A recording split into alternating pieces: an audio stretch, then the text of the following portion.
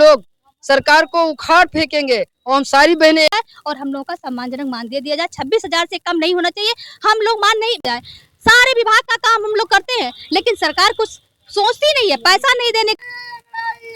आगे और लड़ाई है। इंकलाब जिंदाबाद जिंदाबाद जिंदाबाद, इंकलाब जिंदाबाद जिंदाबाद जिंदाबाद। महात्मा गांधी अमर रहे, अमर रहे, अमर रहे। महात्मा गांधी अमर रहे, अमर रहे, अमर। मैं राधा कुमारी, जिला उपाध्यक्ष गोंडा से। जैसे कि अब सरकार ने अभी एक निकाली है हमारी एजुकेटर भर्ती, तो हम लोग को सरकार से एक यही पूछना था कि जो 24 साल से हम लोग अपना सेवा दे रहे हैं, 24 साल से ICDS में हम लोग अपना योगदान देते चले आए, तो पूछना ये था सरकार से कि जो 24 वर्षीय हमारा जो एक्सपीरियंस है, तो क्या एजुकेटर भर्ती जो निकाल रहे हैं, जो डायरेक्ट आ रहे हैं एजुकेटर भर्ती ये जो कर रहे हैं, तो क्या हमसे ज़्यादा अनुभव उनका होगा? जो 10,000 आप उनको मानदेय देने जा रहे हैं, एजुकेटर भर्ती निकाल के उनको देने जा रहे हैं, तो क्या हम आंगनबाड़ी बहनों का मानदेय वृद्धि नहीं कर सकते? 2017 में जब सरकार ने ये हम लोगों से वादा किया था कि आप लोग को न्यूनतम वेतन दिया जाएगा, सम्मानजनक वेतन दिया जाएगा, तो ना उन्होंने न्यूनतम वेतन ही बढ़ाया, ना सम्मानजनक वेतन दिया गया, ना हम लोग के लिए कोई और अन्य प्रकार की सुविधाएं की गई। ऊपर से हमारी रोजी रोटी छीनी जा रही है, हम लोग को पेट पे लात मार रहे हैं एजुकेटर भर्ती निकाल के। तो हम लोग इसका पुरजोर विरोध करते हैं कि जिस तरह से उन्होंने एजुकेटर भर्ती निकाली है, उसको तुरंत तत्काल आदेश से निरस्त किया जाए और उसके बाद हमारी आंगनबाड़ी बहनों का सम्मानजनक वेतन हर हाल में दिया जाए। क्योंकि जहाँ देखा जाए सरकार कहती है कि नारी सुरक्षा, नारी का सम्मान करें, वहाँ देखा जाए तो आप लोग परेशान हैं, क्या कहना चाहिए? अगर आप प्रत्यक्ष देख सकते हैं कि अगर हमारा नारी सुरक्षा, हमारा सम्मान हो रहा होता, हम आंगनबाड़ी बहनें सड़क पे ना आई होती। और इस समय हमारे परिवार के हम लोग की इतनी दयनीय स्थिति है कि अगर परिवार का कोई अन्य सदस्य कमा ना रहा हो तो हम लोग भूखे मर जाएं। आप सोचिए 6,000 में आप अपना परिवार कैसे पालेंगे? हर महीने मिलता है?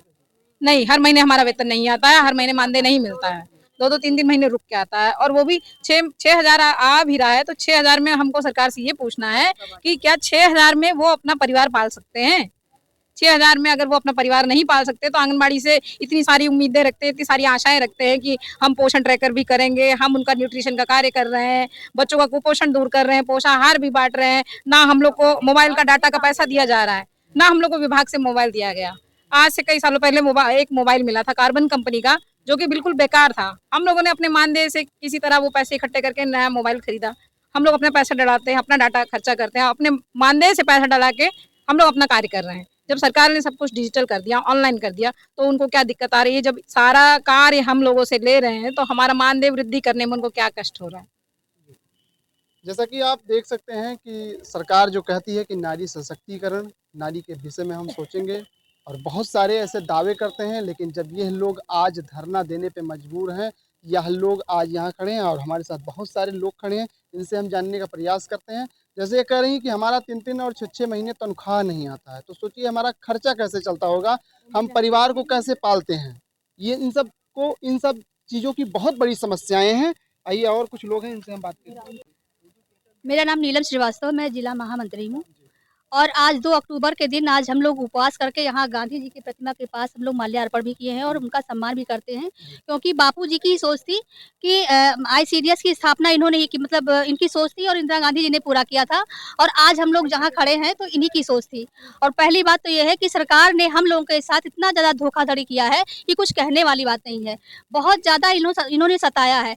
और सरकार से हमको ये कहना है कि अगर जब अत्याचार हुआ है तो ना जो है माता दुर्गा का अवतार हुआ है, जब उनका अवतार हो जाता है तो चारों तरफ विनाश ही विनाश नजर आता है। अभी सरकार को थोड़ी सी झलकी हम लोगों ने दिखाई है, क्योंकि रसोइया और आशा और आंगनबाड़ी एक ही ग्राम समुदाय की महिलाएं हैं। अगर हम लोग चाहें तो पूरे ग्राम समुदाय को इकट्ठा करके सरकार को नीचे गिरा सकते हैं। जब उनको हम लोगों ने कुर्सी पर बैठाया तो उनको नीचे गिरा भी सकते हैं, क्योंकि उनकी सोच हम लोगों के प्रति कोई भी नहीं है। हम लोगों के उस पर ये जो है सौतेला व्यवहार कर रहे हैं। ये आंगनबाड़ी की बहनें, आशा की बहनें और रसोइया की बहनें, इसमें कोई बेटा नहीं है। इसलिए सरकार हम लोग को इतना कम पैसे में गुजर बसर करने के लिए कह रही है। इनको तो ये समझ में आ रहा है कि खाली हम लोग काम ही काम करते रहे, इसलिए सोचती है इतने कम पैसे में हम लोग अपना गुजर बसर कर रहे हैं, इसमें हम लोग को गुजर बसर करने की कोई मतलब वही नहीं है, गुंजाइश ही नहीं है। हम लोग इतने परेशान हैं, इतने जो है बहुत ज़्यादा परेशान हो चुके हैं। और पहली बात तो सरकार ने एजुकेटर की भर्ती निकाली है, एजुकेटर की भर्ती निकाली है कि जो हमारे आंगनवाड़ी केंद्र पर जो 3 से 6 वर्ष के बच्चे आते हैं, हम लोग जो शालापुर शिक्षा देते हैं, उसी पर इन्होंने एजुकेटर की भर्ती निकाली है वही काम करने के लिए। सरकार से हम ये पूछना चाह रहे हैं कि हमारा एक्सपीरियंस 24 साल का है और सरकार को ये एजुकेटर निकालने की भर्ती क्या मतलब क्या जरूरत आ गई। तो हम ये कहना चाह रहे हैं कि हमारी जितनी भी बहनें हैं इन्हीं का प्रमोशन करें, हमारा मानदेय बढ़ाएं और हम लोग एक सम्मानजनक मानदेय के साथ मतलब जो है अपना गुजर बसर करें।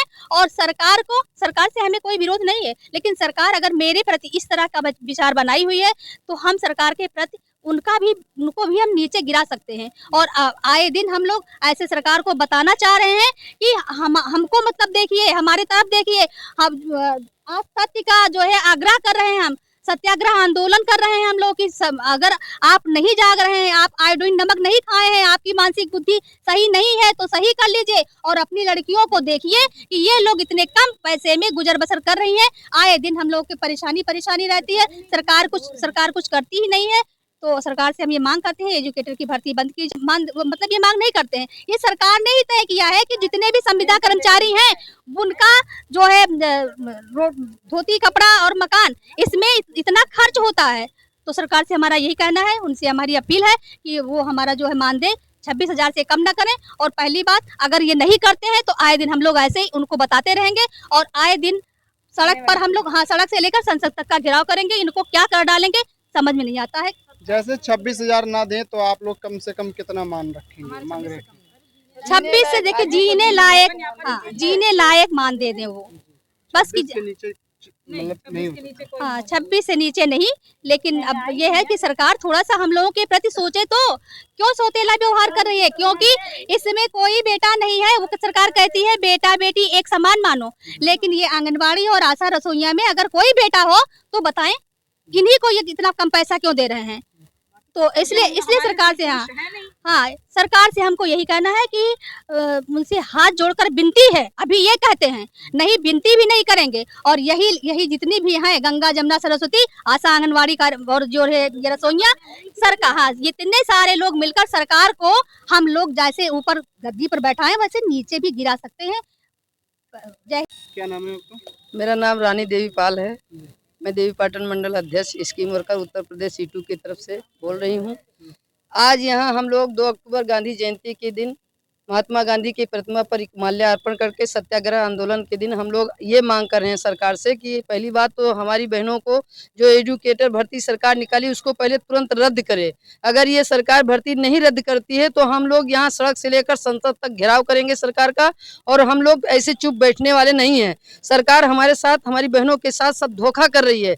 हमारी बहनों को नियमित तरीके से न मानदेय दे रही है। उसके बाद सरकार हमारे शाम से लेकर सुबह तक 8 घंटे उनकी सरकार, उनकी मंत्री कहती हैं कि वो कर कितने 1 घंटे काम करती हैं, उनको पता ही नहीं, उनकी मंत्री जी को पता ही नहीं है। हमारी जब बहनें अपनी मांग रखती हैं तो उनकी मंत्री माइक ही छीन लेती हैं स्टेज से। ये कौन सा रवैया है? ऐसे सरकार के रवैये से हम सभी बहनें बहुत उत्कृष्ट हैं और हम ये सरकार से मांग कर रहे हैं, माननीय मुख्यमंत्री जी से हम मांग कर रहे हैं कि और प्रदेशों में देख लीजिए हमारी आंगनबाड़ी बहनों का मानदेय एक जीवन जीने लायक है, लेकिन ये उत्तर प्रदेश सरकार के कानों में जू नहीं रेंग रही है। ऊपर से हमारी बहनों के खिलाफ में एजुकेटर भर्ती जो कर रही है उससे हम लोग चुप बैठने वाले नहीं। एक दिन ऐसा आएगा कि हम जुट होकर के और ये सरकार से आग्रह करते हैं, भैया जब हमारी मांग ये है भाई साहब तो आप भी हमारी मांग रखिए। हम क्यों उखाड़ फेंकेंगे? हम लोग इतना मदद करते हैं फिर हमारी मांग क्यों नहीं सुनी जाती है? आपके मंत्री विधायक कभी नहीं एक चिट्ठी लिखते हैं कि हाँ आंगनबाड़ी बहनों की बातें को सुना जाए। तो हमारी बहनों का दर्द या तो सुन के आप लोग पार्लियामेंट पे उठाइए, वरना हम लोग ऐसा नहीं है। आप